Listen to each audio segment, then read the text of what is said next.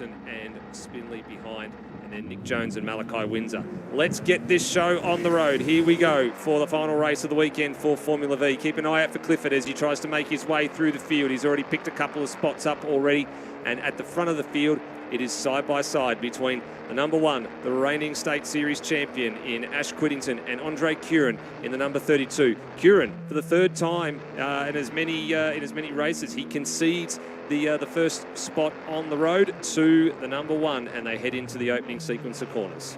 Even start from the front couple of rows. You see Quiddington leading the pair, and then this will again be a drafting game between Formula V as we've seen in the first 2 races of the weekend. Of course, the last race sort of means a bit more. You want to end the weekend on a high going into round 2 at quarter. Yeah, absolutely. We'll see what the front 2 can do as they're side by side already up the back straight. I reckon the yellow car there of Curran has already got the position, and he has, so they're just going to tuck into the conga line and eyes forward. Well, it's very surprising early that a lot of these passing moves are actually happening about halfway up the back straight. They're being consolidated sort of halfway up the back straight, well and truly before they get to turn number 6. In a lot of years gone past, you would have seen that it takes a lot more time for the slipstream to take effect as you head up the hill, and it's by the time you sort of get to about 200 metres out from turn 6, you're really side by side, and then you can command and hold your position. So interesting just to see how early some of those passes are getting done. So Quiddington now right onto the back of the number 32, and they head down to complete the first lap. There's been an engine change for car number 1 as well in between the earlier race this morning and this afternoon. They just didn't feel like they had enough top end in that car, and they really couldn't challenge up the back straight. So when Curran was able to pull that margin that we saw in the second race earlier this morning, and he had, that nearly 1 second advantage, the car behind in the Oasis building entry just didn't have enough to sort of keep up with it. So it's why that margin sort of stagnated and stayed the way that it was. As well as a fresh engine, it could also be a psychological thing to help car 1 here. He knows that he's got better power unit underneath him, so that means he's going to be pushing extra hard here to go past the 32 car. It's broken out in a 3-horse race here. The car in 4th place, that is Rocco Spinley, is just sort of dropped off with, I think that's Nick Jones in the blue car. So it's turned into a 3-horse race at the front. Well, we did see this in the beginning of the second race as well, where there was a 3-car battle out in front. In fact, it was Brock Hamilton who had missed out on leading that, being that group of 3. And then he eventually worked his way back into contention as the leaders. They did try and start to work together, but eventually it got a little bit too much, and Brock was able to erase that margin and get himself back into that 3-car battle and make it a 4-car fight. Now, the question will be whether or not Spinley can do the same here or not. He's still within reasonable striking distance of the rear of the Silver Fox number 11, so he will get a little bit of help with the draft assistance up and down the front straight and the back straight, but you don't want to lose touch with the field too early. You want to make sure you're still within that sort of 1 second window so you can get the benefit of it. Otherwise, you drop out of that 1 second window, it starts to get a bit difficult. Then you're relying on your skill and having to push the limits at a couple of corners to make up the deficit. And that's where mistakes happen. Correct. So the 82 has got to keep his eyes forwards here and get onto this battle at the front. The more these guys at the front battle, the more it allows the other guys behind, as we see the lead change between the 1 and the 32. So these guys, like the first race and the second race, change the lead pretty much every lap. And Brock Hamilton again is he's keeping close eye on the guys up ahead. Hopefully this race he can have a bit more of a challenge. One thing I did notice was Ashley Clifford has moved up to P10, so the rear grid start, that car is on the move.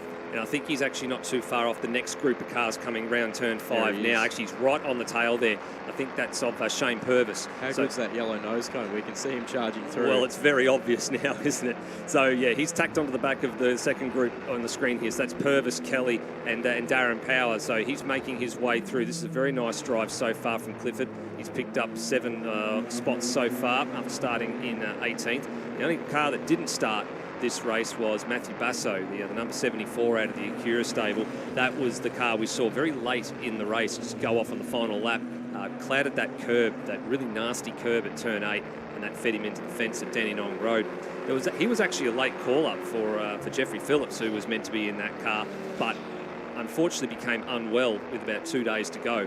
And Thursday night, he jumped into that car. And then the other driver that was meant to have started this weekend out of the Sabre Racing stable was Zach Barton. His car was actually down in the garages, all set and ready to go. And he ended up in hospital, unfortunately, and had his appendix out. So they had to withdraw his entry at the very, very last minute. So a bit sad they didn't get 3 of the cars out of the stable for the Sabre Racing cars return to racing after 12 months away. But hopefully we'll see Zach at the next round of quarter past. Similar thing happened to Formula One driver Carlos Sainz before the Saudi Arabia Grand Prix last year. Absolutely. But the 17 on the back of the 44 there, 44 being driven by Darren Power, that is a Kira Motorsport machine. So let's see if the 17 of Ashley Clifford, who is on a charge, he's get past. But here we go up the front, side by side down the back straight. The one going past the 32. So another lead change here, and Brock Hamilton still can't quite get past these guys ahead, but it has allowed the 82 there, I've noticed, of Rocco Spinley to close up, and now it is a four-horse race at the end. That's absolutely right. Spinley actually has the fastest lap of the race. He set it on the previous tour, 1 minute 28.21, so just fractionally quicker than these two in front. But I dare say he is definitely going to set a decent lap compared to these 3 ahead, because he is right there. So well, we called it a little bit earlier whether or not he was going to be able to make up the ground to get back into this fight and make it a 4-car battle, and he has done exactly that. So we are 4 cars strong. Any 4 of these 4 could have won the opening 2 races. It was very, very close run affair. The first race, it was just 7 tenths that separated the top 4 at the end of it. The second race was about 1.8 seconds, so still fairly close for racing here at Sandown in Formula V. Look behind. And look behind, yeah, there's Spinley having a bit of a look at Brock Hamilton there. He left him a little bit of room. That's compromised the both of them, though. So now they've lost a little bit of ground to Whittington and Curran. That's the risk you have to think about taking. And it's probably a little bit too early to start really trying to threaten in that scenario, because if you've gone for a pass there at turn number 2, it's one of the slowest points on the circuit. So if you have to leave space for another competitor, you have to leave space for each other. You inevitably compromise each other, and then you're just losing ground over the people that you're chasing. So they've got to be careful. Surprising to me how much the guys behind are fighting, because it's almost going to let these 2 at the front get away, as there was another lead change up the back straight. It only just got done this time. So you've been talking about how it's been happening halfway up the back straight. Well, this one happened right up into the braking zone. So 32 there was able to jump on the brakes just that little bit later, get past the one of Ashley Whittington. That's a commitment issue, I guess, as well. You know, if you want to go super late into the braking zone, you've got to have the confidence in the car to really go that late, and being on the right-hand side of the circuit, being able to trust the other competitor you're against to swing in and make sure you don't cut their nose off, that they actually are going to withdraw from the move. But also 7 minutes to go. They don't need to try anything too rash here. That's right. So they can keep their noses clean. They'll see the last lap board on one of these laps. We've still got 7 minutes to go, so it's obviously a long way away, but then they can fully think about where they're going to make their move. Well, behind them, Nick Jones is running all on his own, some in 5th place. The blue nose on the Acura Stinger. He's quite comfortable where he is. Malachi wins a handful of seconds behind him. Then comes Clifford, who's managed to get past Power, Kelly and Shane Purvis. There we go, big smiles down in there. The Trico Trade Alley, I think is what we're calling it down there in the pits. Great to have them aboard as always. Been on board for the last couple of rounds of the Victorian State Circuit Racing Championships. Grateful to have them on board again for the opening couple of rounds of this season. So behind these 4 that are on screen, there's Jones, and then followed by Windsor, and then Clifford leading the next group of 3 to 4 cars, who all set personal bests on the previous tour. Just watching the braking zone there, Brock Hamilton's car under brakes. I'm not sure I don't think that corner is quite bumpy in the braking zone, but it is shuddering a lot. So we'll watch it again into this corner. Not too much there, but perhaps into turn 1. Have another look at the blue car in 3rd position. Just watching the front sort of nose of the car jump a little bit. Oh no! 17. Yeah, Clifford. He's had such a great great run, and he's then come a little bit unstuck. Now, where's that? That's a Dandenong Road. So he's maybe caught the inside curb there, and had a spin. So watching these 3 into the braking zone, didn't really happen at that time but every other time I've sort of seen the behaviour of the front 3 cars. Yeah, it's quite a lot of vibration as we're going to go side by side into turn 2. Wow, this is tight racing. We're lucky that the 17 of Ashley Clifford got going, because this green flag racing is brilliant, as we see the 93 there and the 6, Shane Purvis just behind That is Grant Kelly in the sort of a Daytona game livery there.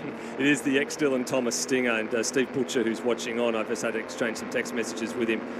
He'll be very, very familiar with that car. It's one of the ones that he's built over the years. So Dylan Thomas campaigned that for many, many years, and Grant's taken that one on. He's actually no stranger, as we said, to, that's a very tight there. He's no stranger to Formula V racing. He's raced the historic Vs for many years. There's that shuddering you were just talking about. Yeah, that's getting quite violent there, isn't it? I'm not sure if that's just maybe a bit of a brake shudder. Maybe there's a pad that's grabbing, or it's maybe slightly misaligned or something. But under heavy braking, that'd be quite unsettling. It's actually visible there.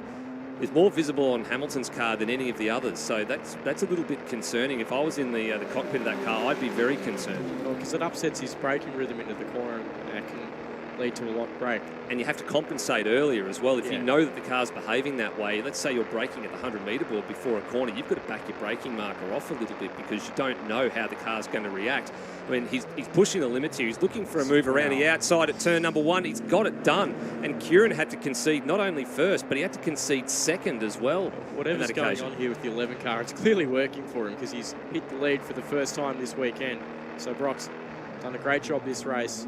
He started off at position 3, so he's gone forward 2 spots, and now he's going to be the leader of this conga line. Yeah, he's going to be the high man on the totem pole, at least for the next couple of 100 metres or so. It's got a reasonable margin at the moment. It's not insurmountable heading up the back straight this time around, but we'll wait to see what happens. We've got Mick Fisher here being pursued by Phil Gardner. So the Builders Crane Hire, number 33, Jace up, being pursued by the BC Formula V in the number 73, Phil Gardner, having to start off the rear of the first race of the weekend after needing the falling a bit foul of the scrutineering rules with his helmet was actually out of date. And I guess it's one of the things that a few sort of drivers have fallen foul of over the last couple of rounds, is that some of the helmets and some of the gear that had been around for more than 10 years, a few drivers needed to go and replace them because the Motorsport Australia said, nope, there are some rules and regulations that need to be followed, and they've been rightfully enforced. Which is fair enough, but we'll look back at the lead. I was watching them over the top of the hill as we still look at the 73 of Gardner here and the 33 there in the Ayrton Senna helmet. I've noticed that driving down the paddock. That's a cool touch. But back to the lead here. The 11 has conceded. He's gone back 2 positions here. So the 32 of Andre Kieran has hit the front. In the background, there are some menacing rain clouds, but still the Sandown circuit is under sunshine. I think they'll stay away for the moment, and we hope the clouds stay away, not only for the remainder of this race, but for the next round we've got coming up at Calder Park as well. It's a national round for the Australian series for Formula V, so we're expecting a really big turnout of some really fast cars from all over the country. Even the guys from WA, they travel very, very well, and they travel together. There's usually 3 or 4 or 5 cars that come across from the western side of the country, so it could be a capacity grid for Formula V's Australian Series return to Calder Park. What an effort that's going to be to see them. That'll be absolutely outstanding. Did you say that's at the next state series? That's the next state round that we have, round 2 of the Victorian State Circuit Racing Championship. March 28 to 30 at Calder Park will be officially the opening round of the Australian Formula V Series. Where are we going to fit them all? That's what I was worried about. Where are we going to fit them all? But no, it'll definitely happen. I can guarantee that much. It is going to happen. It'll be great. Get out there to Calder Park and support not only Formula V but also the rest of the grassroots motorsport categories that are on the bill here this weekend. They will be out there as well as we're ticking through the final minutes of this last race of Formula V. And Darren Power is coming under siege here because Shane Purvis has managed to get back past Grant Kelly, who's making a really good fist of this here. He's really acclimatised himself well to that Stinger, and he's giving Purvis the real hurry up exiting the final couple of corners. We're now back to the head of the field. I'd say there's probably 2 more laps at least to go here. And Quiddington has gone to the head of that field, and look, almost 3 wide coming down the front straight. So Kelly manages to get a hold of this battle. That gets him back up to 8th, and Power has lost out and has actually dropped back to 8th or 9th there because Kelly's gone through to 7th. Just looking at the timing screens there. Cam Bell's found himself back inside the top 10, unfortunately, with the unfortunate demise of Ash Clifford. But I can just see on the timing screen there that 10th, 11th and 12th are right royally close together, so wouldn't be surprised to see those positions change hands over the next couple of laps or so. We're getting the word that it'll be last lap around next time by. So Kieran at the head of the field. You don't want to be there typically because that's where the overhauling usually happens. I think you'll be hoping to see the number one at Quiddington go past and then maybe be able to repass him back up the back straight, which is what we saw happen yesterday afternoon for the first race. There it is, officially holding it out on the left-hand side there. Last lap, here we go. So final time by the stripe for these guys. Next time by, they will greet the checkered flag. The front two here have been battling all weekend long. Now this is deep into race 3. Shuddering under brakes again, the number one just behind the 32 there of Andre Kieran. He's going to cover up the run to turn 2. Not sure if he needs to do that. He just needs to focus about his run up the back straight here. And now this is where the games happen. So the 32 is going to have to get a mega run out of the chicane. He hasn't got it. No, he's going to get gold up. This is going to be a real dogfight up to turn number 6 here. You've got Kieran under siege from Quiddington. Quiddington's under siege from Hamilton, and Spindley's waiting there to pick up the pieces if anything goes wrong. Let's see how it all pans out. So Kieran protects the inside up the hill. Quiddington in the middle and Hamilton right around the outside. I think Hamilton maybe's got his nose in front. So Spindley's going to get up the inside of all of them. He's going to go the lead of this one at turn 6. What a ballsy move that was. Bided his time, waited for the perfect moment, and he protects the inside. Smart driving. Protects the defensive line down into Dandenong Road corner. He's got to hold him off for 2 more corners, and he'll get a win in Formula V if he can do it. We've already had one driver take their first win this weekend. Are we going to get another one? Kieran's going to try and hang it round the outside, but he's not in position. He can't get underneath the 82 at the final corner. Spindley might do this. This is going to be super tight at the finish line. Here comes the 32 of Kieran. What does the timing tree say? It was the 82. It says the 82 of Spindley by 0.05 of a second. What a great move. Up the back chute into turn number 6, fully committed. What a job, young man. Well done.